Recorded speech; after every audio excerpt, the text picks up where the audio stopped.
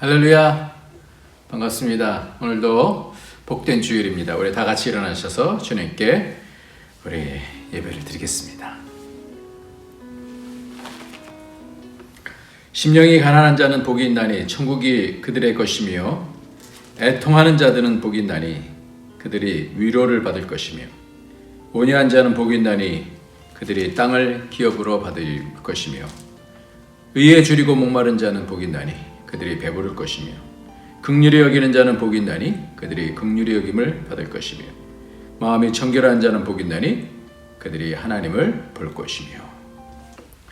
존귀하신 우리 하나님 아버지, 이 땅을 살지만 이 땅으로 끝나지 않고 영원한 나라를 바라보며 이 땅을 분명한 목표를 가지고 살아갈 수 있는 영원한 백성 되게 해주심을 감사합니다.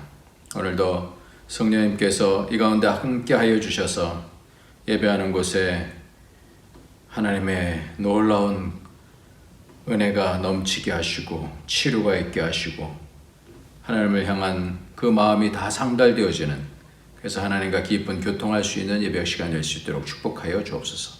예수님의 이름으로 기도합나이다. 아멘. 네, 오늘 찬송가 104장입니다. 찬송가 104장, 곧 오소서 임마누엘. 우리 이제 크리스마스가 이제 얼마 안 남았는데 우리 주님 다시 오시도록 곧 오소서 임마누엘 우리 찬양하도록 하겠습니다. 곧 오소서 임마누엘, 오 구하소서 이스라엘, 그 포로 생활 고달파 메시아 기다립니다.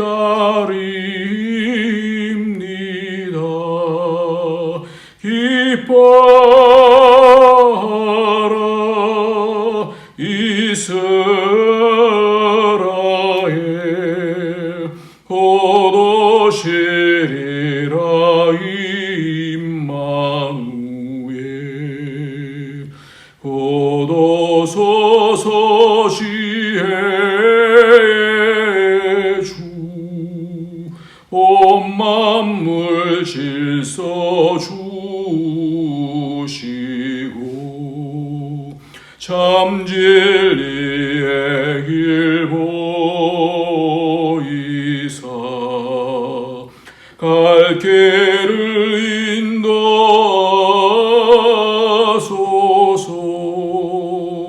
기뻐하라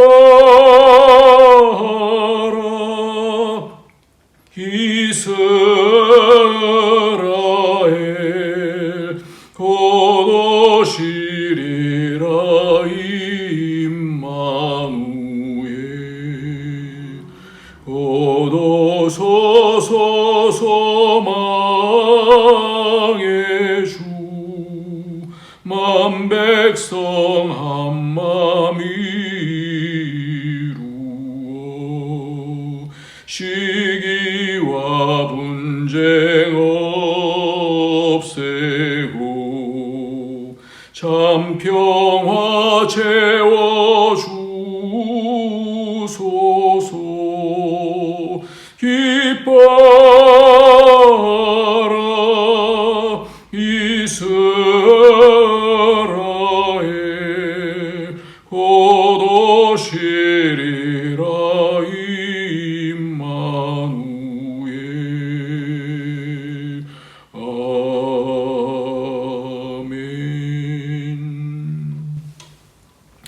이 시간 우리 다 같이 회개하면서 하나님께 기도합시다. 이 땅을 우리가 1년 동안 살면서 우리의 마음속에 하나님의 아들들의 권세를 잃어버리고 살았던 우리 주님께서는 죄와 사망의 권세를 깨뜨려 주셨는데, 세상과 같이 살았던 죄악들 하나님 앞에 안타깝게 생각하면서 하나님 새로운 힘을 다시 위로부터 주셔서 죄를 용서해 주시고 새로운 힘을 주셔서 하나님 이 땅에서 하나님의 얼굴 보이면서 살 수 있도록 축복해달라고 우리 다 같이 회개하면서 주 앞으로 나가도록 하겠습니다. 기도하겠습니다.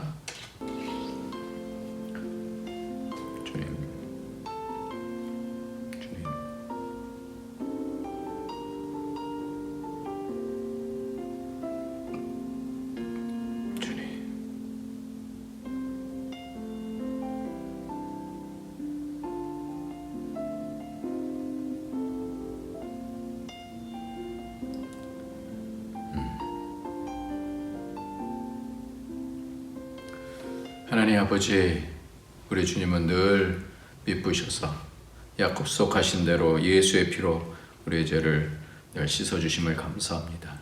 오늘도 주 앞으로 나가는 자 늘 품어주시고 위로해 주시고 깨끗게 하시고 정결케 하셔서 거룩케 하여 주셔서 하나님의 자녀의 권세로 다시 회복시켜 주시며 이 땅을 이겨나갈 수 있도록 인도해 주시니 감사합니다.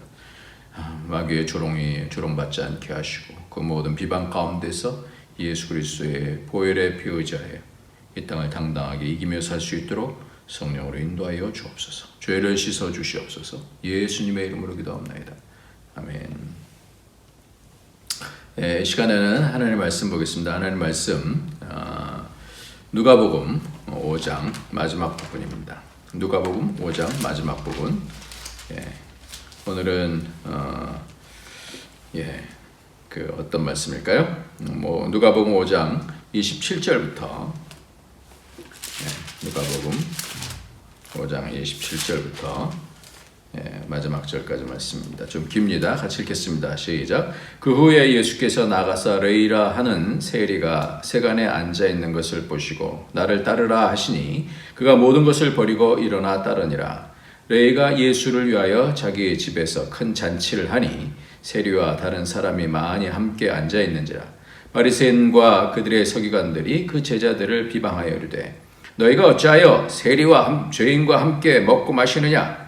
예수께서 대답하여 이르시되 건강한 자에게는 의사가 쓸데없고 병든 자에게라야 쓸데있나니 내가 의인을 부르러 온 것이 아니오 죄인을 불러 회개시키러 왔노라.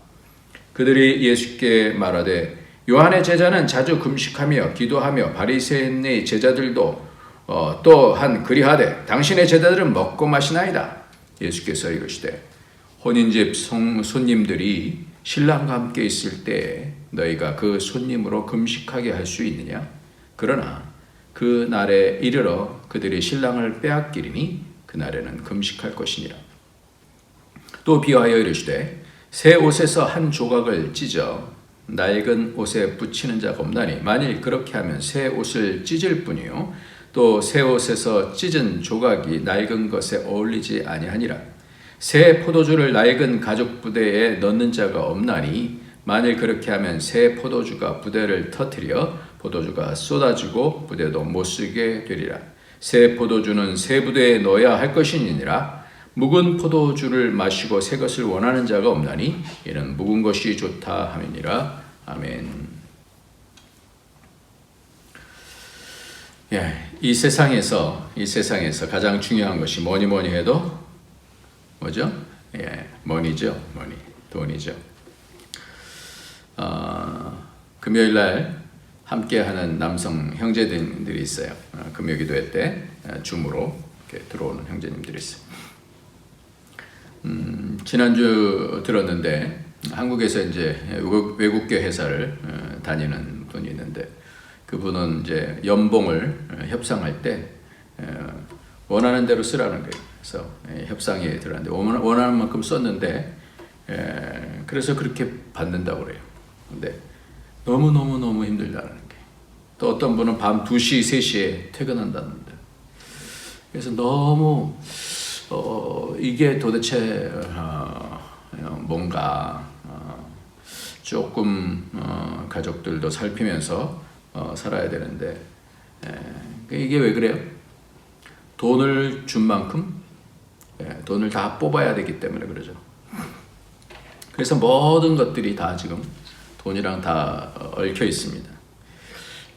그저께도 대장동 개발 특혜 의혹과 관련해서 뇌물을 받은 혐의로 구속영장이 청구된 유한기 전 성남도시개발공사 개발사업본부장이 10일 오전 7시 40분쯤 경기 고양시 자택 인근에서 숨진 채 발견이 되었어요. 자살한 거죠. 제가 이 부분을 제가 또 아는 어떤 성경 공부했던 형제가 그런 얘기를 해요. 그 당시에 이 대장동 이 개발할 때 이런 조폭 세계들에서는 이 바카스병에다가 5만 원짜리 지폐를 잔뜩 넣어갖고 몇 억씩 또 사과 상자에다가 그래서 자기가 옮기고 그랬었다는 그런 얘기를 하더라고요. 그러니까 큰 문제가 상당히 그 안에서는 이 비리들과 또 청탁 뭐 이런 것들이 엄청나게 있었던 것 같아요. 근데 이분도 한 가족의 아빠였을 거고 아내였을 텐데 남편이었을 텐데 어쩌다가 그 돈에 엮여서 자살까지 했을까? 이렇게 돈은 무섭습니다. 돈은 굉장한 힘이 있습니다. 사람도 죽입니다. 오징어 게임 뭐 벌써 이제 한참 됐습니다만은 거기서 첫 번째 질문을 던집니다. 안전한 삶을 보장받는 대신 바뀌지 않을 현실로 돌아가겠는가? 인생 역전을 위해 목숨도 던질 수 있겠는가? 이거죠.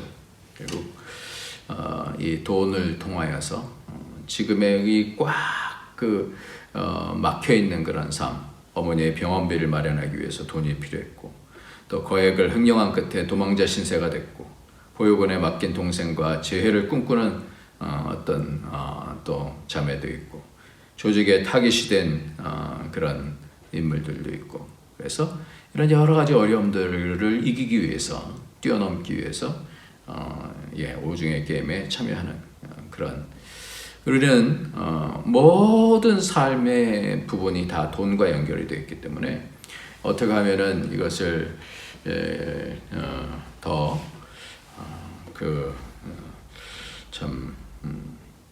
그래요. 그런 힘이 있어요.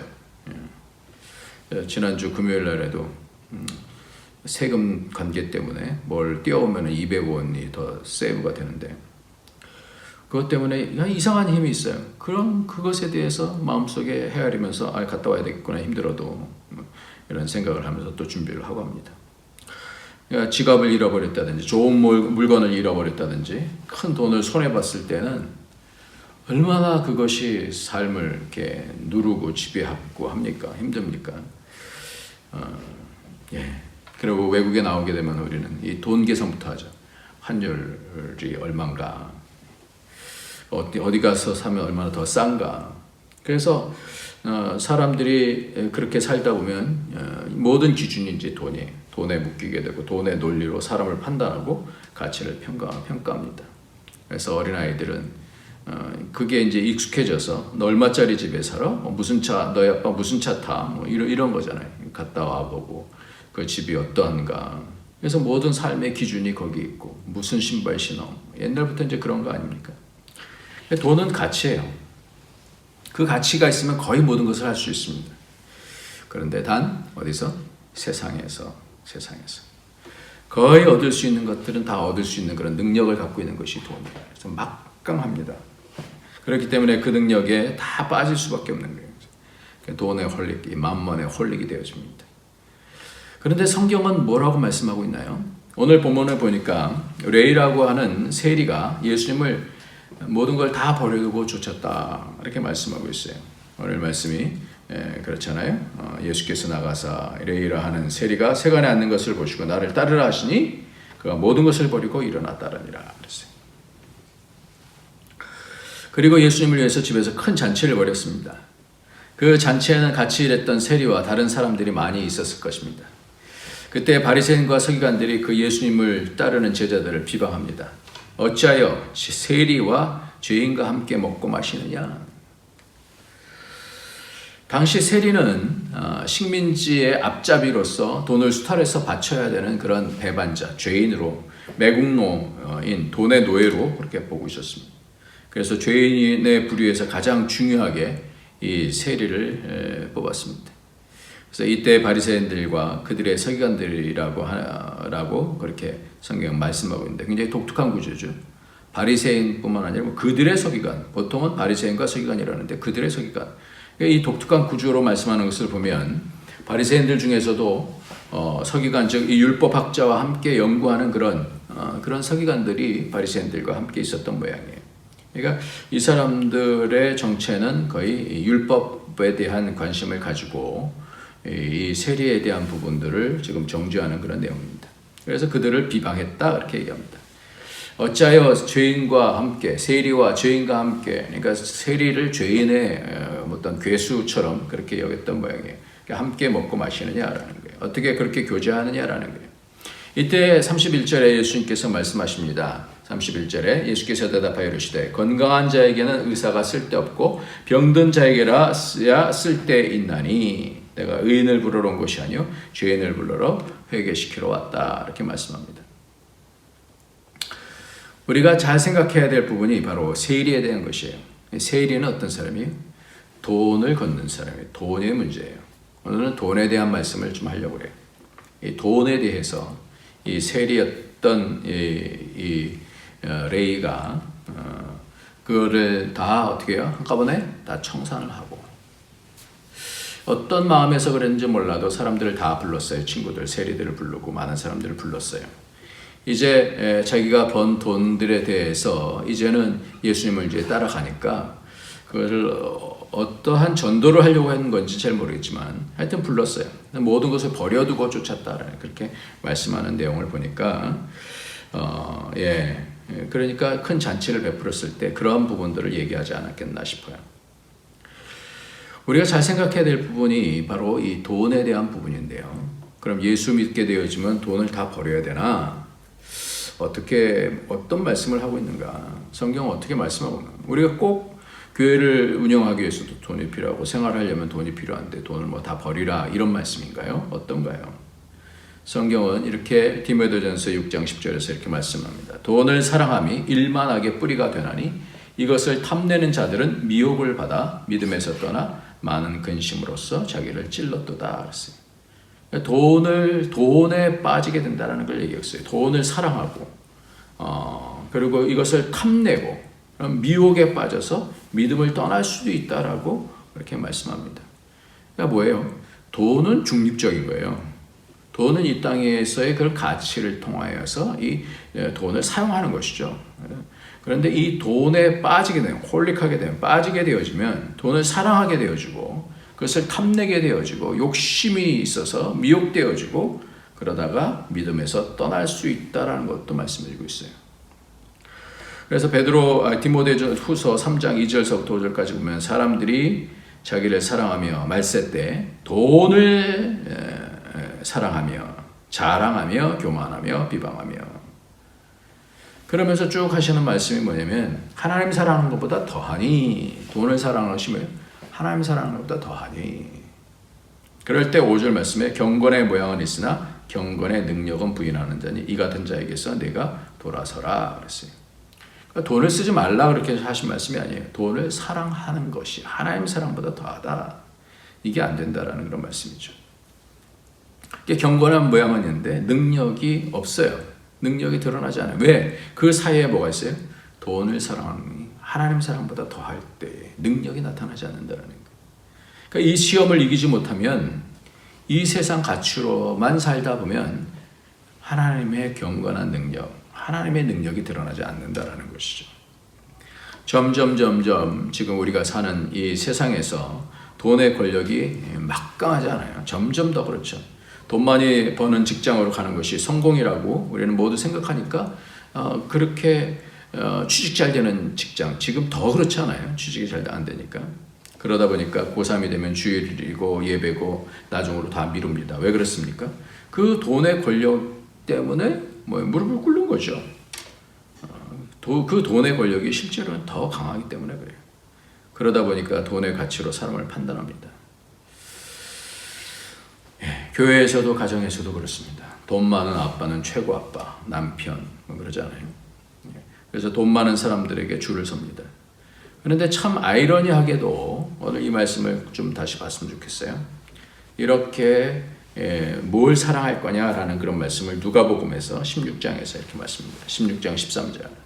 집 하인이 두 주인을 섬길 수 없나니 혹 이를 미워하거나 저를 사랑하거나 혹 이를 중히 여기거나 저를 경히 여길 것임이니라. 너희는 하나님과 재물을 겸하여 섬길 수 없느니라. 그러면서 하신 말씀이 14절이에요.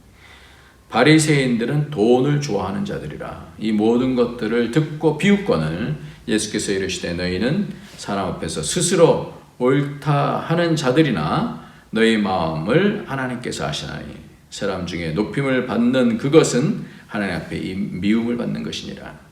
율법과 선지자는 요한의 때까지요. 그 후로는 하나님의 나라의 복음이 전파되어 사람마다 그리로 침입하느니라. 이렇게 말씀하고 있어요.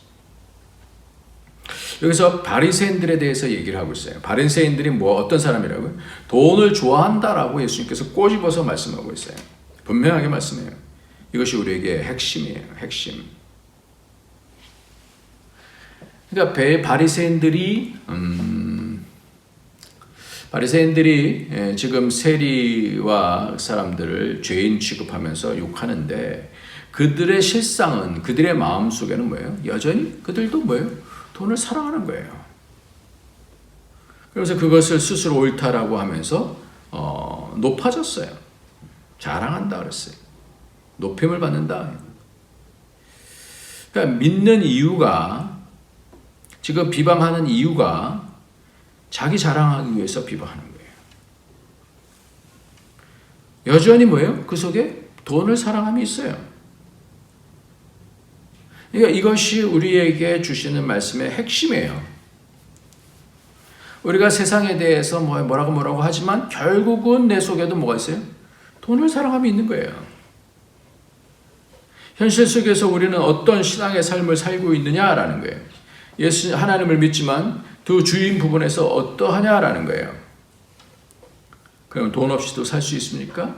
어떻게 하라는 말씀입니까? 지난주 우리 길선님께서 우리 중고등부 학생들 데리고 김동호 목사님의 예화를 설명해 주셨는데 그게 제 머릿속에 이렇게 딱 남아있는데 오늘 본문 말씀을 기가 막히게 해석해 주는 그런 말씀이에요. 율법은 바리새인들과 그들의 서기관이라 그랬어요.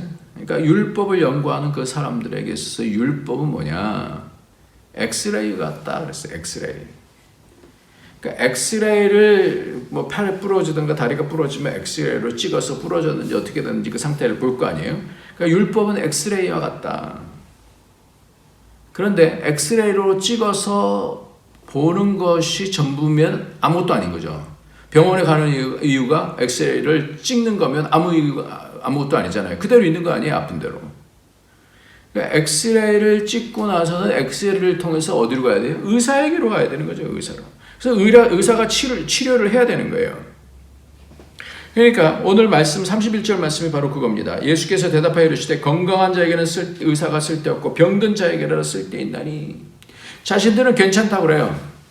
바리새인들과 그들의 서기관들은 율법을 많이 알아요. 근데 그 본심 속에는, 그 중심 속에는 돈을 사랑하는 마음이 있어요. 죄에 대한 부분입니다. 죄. 근데 마치 없는 것처럼 그러면서 어떻게 해요? 죄인들이 세리에 대한 부분들을 비판하고 비난하는 거예요. 비방했다라고 말씀하는 거예요. 이게 더 큰 죄라는 거예요.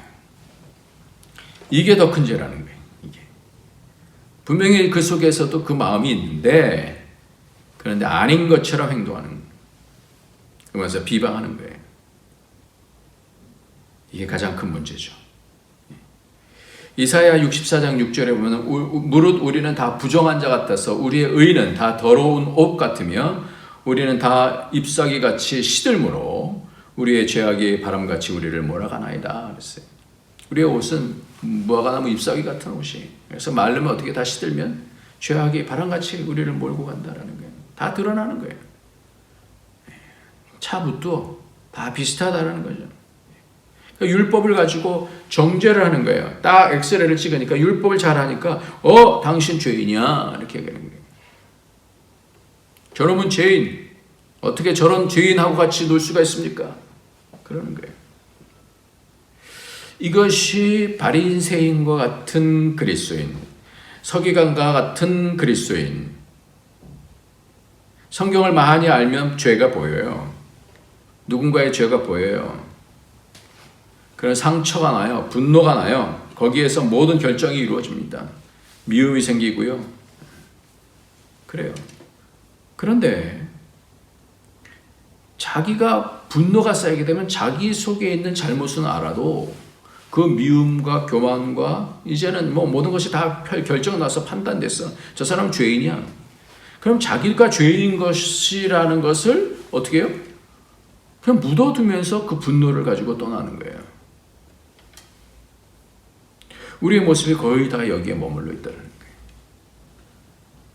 그러니까 율법에 머물러 있으면 남을 정죄할 수밖에 없는 거예요. 그러니까 율법에서 어디로 가야 돼요? 복음으로 가야 되는 거예요. 복음. 그래서 정죄하고 죄인에 대한 미움과 분노와 그것이 자기 의가 되어지고 자기 합리화가 되어지는 것이 바로 그 신앙이 뭐예요? 바리새인과 그들의 서기관의 신앙이라는 거예요.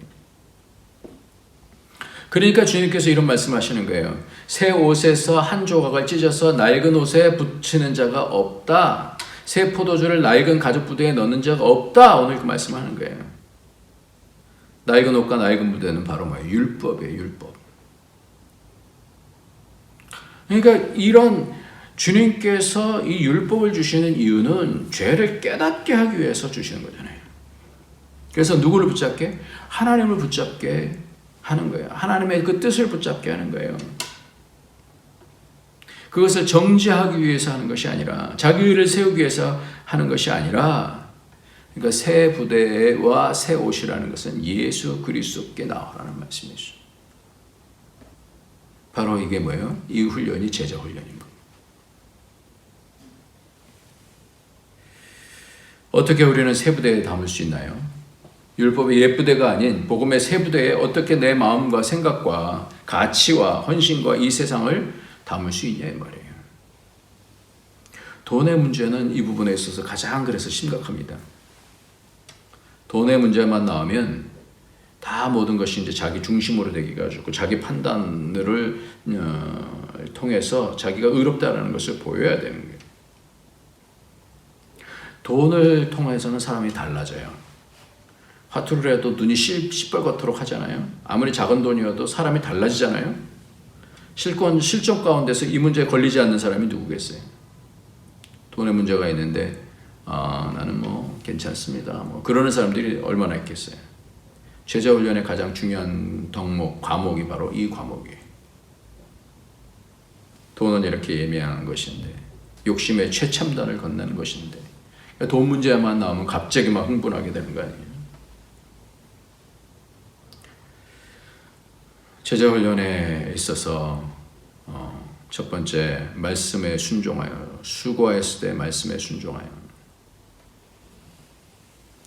자신을 내려놓았을 때 주님을 만나죠.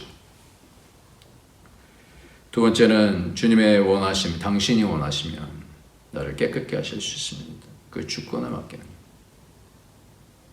이 훈련의 과목이 어떻게 진행되는지 보세요. 그리고 사람들의 믿음을 보시고 이 중풍병자를 고쳐주잖아요. 섬김을 통해서 하나님께 나가게 하는 거예요. 다 뭐예요? 다 주님께 나가게 하는 거예요. 나가는 거예요. 주님을 따르는 거예요. 그 가운데 있어서 오늘 네 번째 훈련이 바로 뭐예요? 돈에 대한 거예요.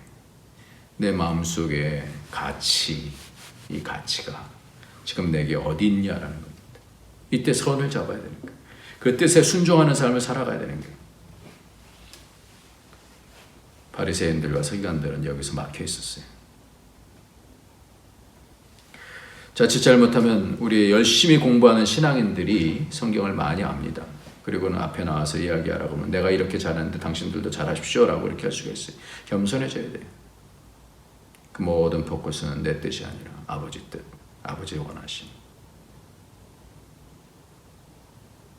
하나님의 손을 붙잡고 그럴 수 있느냐라는 거예요. 어떻게 남이 인정을 해주지 않아도 따라갈 수 있느냐. 그러면 어떻게 돼요? 그럴 때 경건한 능력이 생긴다는 거예요. 하나님을 경험하는 거예요. 담대해지는 거예요. 지난주 금요일 날 왜 하나님께서는 출애굽한 다음에 광야로 보내셨는가? 그러면서 일부러 하나님께서 홍해 앞에 일부러 진을 치게 만듭니다. 진이라는 것은 군사적 용어인데 그러고 나서 바로를 완고하게 만드셔서 이스라엘 뒤로 쫓아가게 하십니다. 왜 그렇습니까? 왜 그래요? 우리의 의에는 의가 없어요. 우리의 의를 깨뜨리시는 거예요. 그 의 갖고는 뭐예요? 죄 가운데 있는 의거든. 다 속이는 의거든.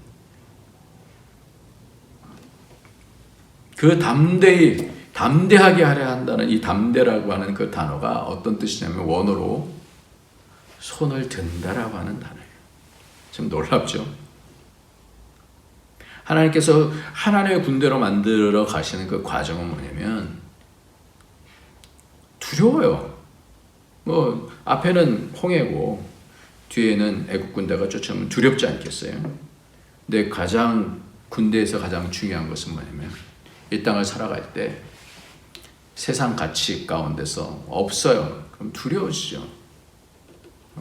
무너지죠. 그때 어떻게 하라고? 그때 하나님을 붙잡고 하나님이 함께 해주심을 붙잡고 하나님께서 여기까지 인도해 주셨음을 믿고 붙잡고 담대해지라는 거죠. 그러니까 우리가 많이 알아도 겸손하고 뭐예요? 하나님께밖에 없습니다. 이 땅의 가치로만 살면 안 되는 거예요. 그래서 히브리서 13장 5절 6절을 보면 돈을 사랑하지 말고 있는 바 족한 줄 알라 그가 친히 말씀하시기를 내가 결코 너희를 버리지 아니하고 너희를 떠나지 아니하리라 하셨느니라. 그러므로 우리가 담대히 말하되 주는 나를 돕는 자이시니 내가 무서워하지 아니하겠노라. 사람이 내게 어찌하리요 하노라. 이게 믿음이에요. 이게 돈을 사랑하지 말고 왜 그러네? 왜 그럴 수 있느냐? 우리는 돈이 없으면 두렵거든요. 집값을 내야 되는데 교회 비용을 내야 되는데 없어요. 그럼 어떻게 돼요? 두려우시죠? 그때 어떻게 해야 되느냐? 손을 들고 하나님 앞에 담대히 나가는 담대히 말하되 주는 나를 돕는 이시니 내가 무서워하지 않으겠노라. 사람이 내게 어찌하리요? 그러니까 이 땅에 있는 삶은 이 땅의 가치는 돈이에요. 그러나 영혼까지 이 돈이 역사할 수가 없어요. 이 세상을 살 때 우리는 다른 가치가 있어요. 영원한 가치가 있어요. 영원한 곳으로 인도하시는 이 땅에서 삶을 훈련하시고 근데 특별히 돈에 대한 부분들을 훈련하시고 영혼까지 가게 하시는 분이 하나님이시라는 거예요. 그래서 이 가치가 진정으로 이 땅에서 참 믿음은 어떻게 바뀌냐라는 거예요. 하나님과 연결되어져 있는 그 가치로 이 두 싸움이라는 거죠. 이 세상의 가치로 살고 하나님 믿는다 할 것인지 아니면 어떤 상황 속에서든지 하나님 앞에서 돈도 사용하고 그럴 것인지. 그래서 마태복음 6장 19절부터 보면 너희를 위하여 보물을 땅에 쌓아두지 말라. 거기는 좀과 동록이 해하며 도둑이 구멍을 뚫고 도적질하느니라. 오직 너희를 위하여 보물을 하늘에 쌓아두라. 거기는 좀이나 동록이 해하지 못하며 도둑이 구멍을 뚫지도 못하고 도둑질도 못하느니라. 내 보물이 있는 그곳에는 내 마음도 있다. 이 말씀이 뭐예요? 그 하나님의 가치를 따라서 이 땅을 살아내라는 거죠. 어떤 상황 속에 있든지 이 땅의 가치로만 서로를 보면 이 교회는 이 땅의 교회, 이 세상에 속한 교회가 됩니다. 가정도 마찬가지예요. 부부도 마찬가지예요. 서로를 바라볼 때 이 돈의 가치로만 남편을 보고 돈의 가치로만 아내를 보고 돈의 가치로만 자녀를 보고 돈의 가치로만 부모를 볼 때는 돈의 가치로만 볼 때는 하나님 나라가 이루어지지 않아요. 세상 가치로 채워주는 거죠. 가정도 교회도 그렇습니다. 그래서 그 가치를 서로 이용해 먹고자 하고 또 서로 그 가치가 없으면 서로 불만하고 원수처럼 되어지면 그거는 세상이죠. 세상. 그 가치가 아닌 어려울 때에도 하나님이 함께 하시니까 하나님께서 우리를 반드시 도우실 것입니다. 같이 믿음을 가지고 협력할 때 그때 뭐예요? 어려워도 천국이 되는 것이죠. 우리가 왜 수고합니까? 왜 하나님 나라를 세우기 위해서 헌신하고 물질을 드리고 섬깁니까? 왜? 영원한 가치가 있다는 것을 믿기 때문에 그래요. 그것은 믿음이 없는 사람은 절대 이 세상의 가치에 오리엔트 되어진 사람은 절대 그렇게 할 수가 없죠. 우리는 점점 이 훈련을 해가는 것이 제자 훈련이에요.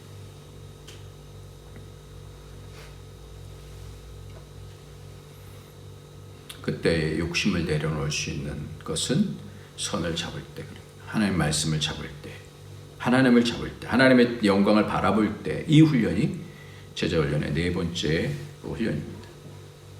그 가치를 어디에다 두고 살 것인가.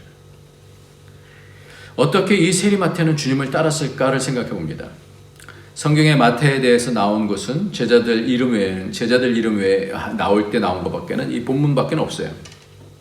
다른 것밖에 없어요. 그리고 그 이름도 오늘처럼 레이라고도 하고 또 마태라고도 하는데 또한 세리 마태라고 하는 그런 성경도 있어요. 딴 데 이름이 안 나와요. 그래서 이 레이가 어떻게 주님을 따랐는가라는 부분들을 찾기가 어려워요.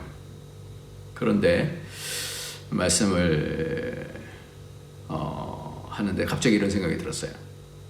그는 어떤 사람이에요? 세리였잖아요. 근데 지금 그는 세림을 계산한 자였습니까?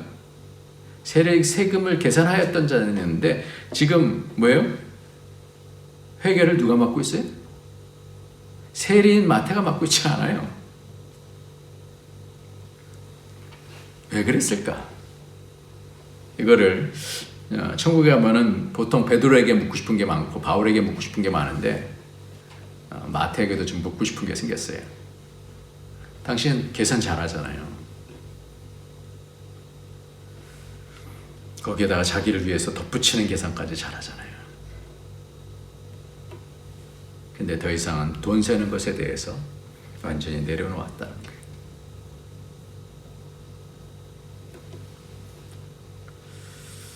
이 마태는 마태복음을 작성한 사람이에요. 천국이 어떤 천국인지, 어떤 것이 천국인지. 그럼 맨 마지막에 예수님께서 가서 복음을 전하라라고 하는 그 Great Commission, 대사명에 대해서 적어놓은 사람이 바로 이 마태예요. 이 마태의 이름은 여호와의 선물이라는 그런 뜻인데 특히 알페오의 아들 마태라고 레위라고도 얘기하는데 그가 세리였는데 돈깨를 맞지 않았다는 게 참 이 사람의 그 3년간의 과정이 참 눈에 이렇게 보여지는 것 같아요. 왜 이런 제자 훈련이 필요할까요? 왜 예수님께서 3년 동안 이 제자들을 이렇게 훈련하셨을까요? 우리의 삶에도 훈련이 필요하다는 거예요. 말씀을 마치겠습니다. 마라토너 주의 혈액을 연구를 했어요. 그래서 어떤 사람이 이게 위스 코리 교수라는 사람이 있는데 혈액에 뇌를 회춘시킨 물질이 들어 있는 것. 그러니까 실제로 2014년 활동량이 많은 젊은 쥐의 피를 나이 든 쥐에게 수혈했더니 기억력이 향상됐다는 거예요. 그러니까 이 피에 이게 다 저장이 되는 거예요.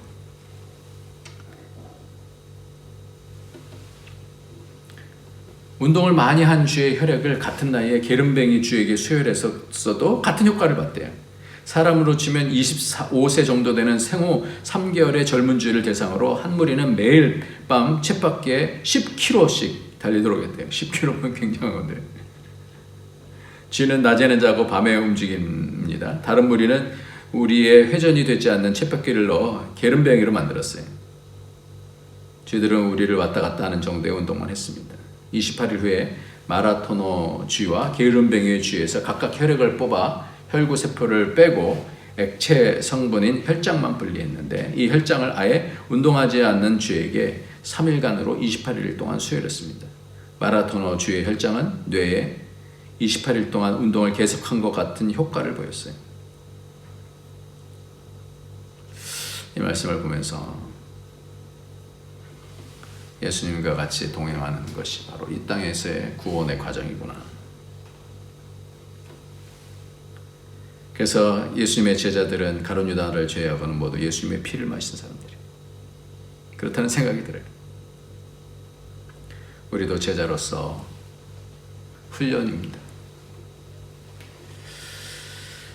예수님 앞에 어떻게 나갈 건지, 날마다 어떻게 나갈 건지, 제자로서 자기를 붙들지 않고 자기가 잘하는 거 붙들지 않고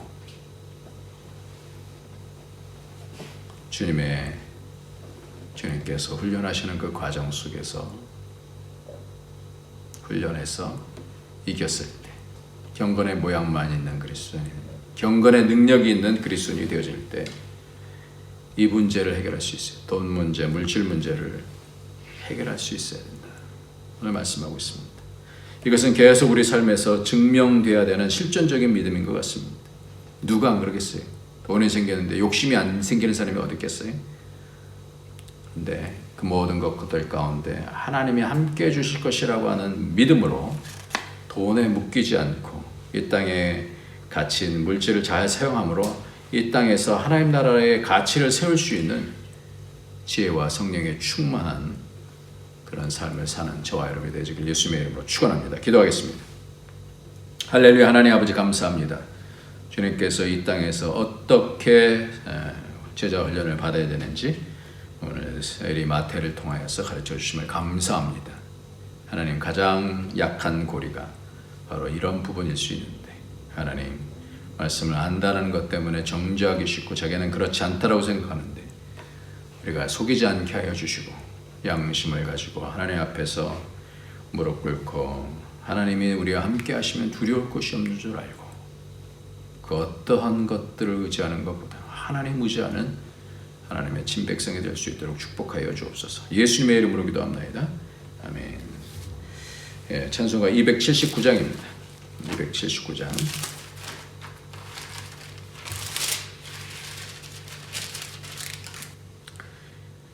인내하신 구세 주여 내가 비오니 죄인오라 하실 때에 날 부르소서. 주여 주여 내가 비오니 죄인오라 하실 때에 날 부르소서. 자비하신 보좌 앞에 굴 엎드려 자복하고 회개하니 믿음 주소서.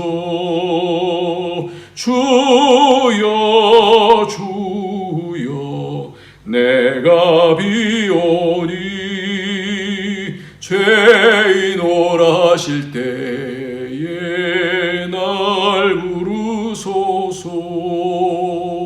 주의 공로 의지하여 주께 가오니 상한 마음을 고치시고